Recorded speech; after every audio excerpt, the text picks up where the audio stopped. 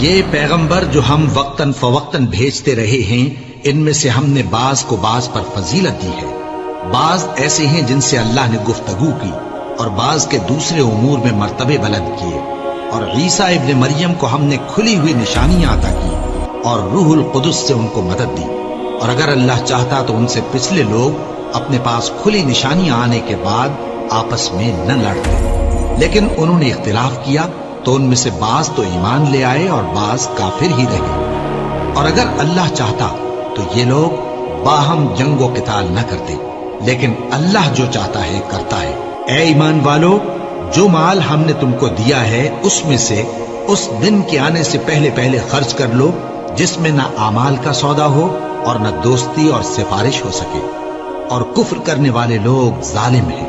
اللہ وہ معبود برحق ہے کہ اس کے سوا کوئی عبادت کے لائق نہیں، زندہ ہے، سب کو تھامنے والا، اسے نہ اونگ آتی ہے نہ نیند۔ جو کچھ آسمانوں میں اور جو کچھ زمین میں ہے سب اسی کا ہے۔ کون ہے کہ اس کی اجازت کے بغیر اس سے کسی کی سفارش کر سکے؟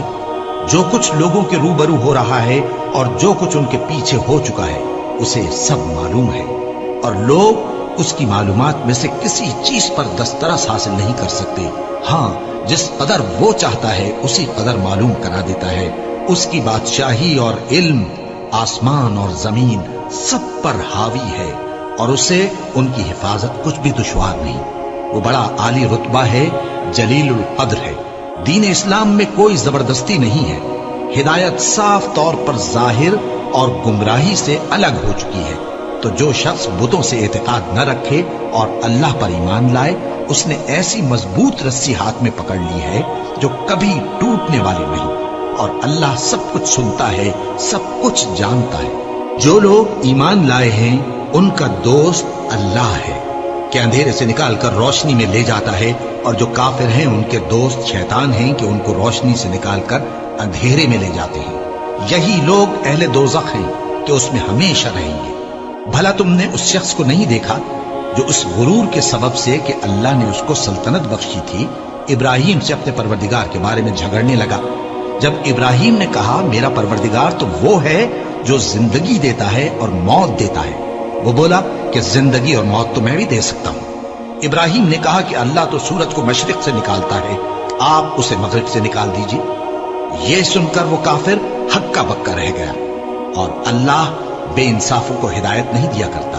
یا اسی طرح اس شخص کو نہیں دیکھا جس کا ایک بستی پر جو اپنی چھتوں پر گری پڑی تھی گزر ہوا، تو اس نے کہا کہ اللہ اس کے باشندوں کو مرنے کے بعد کیوں کر زندہ کرے گا؟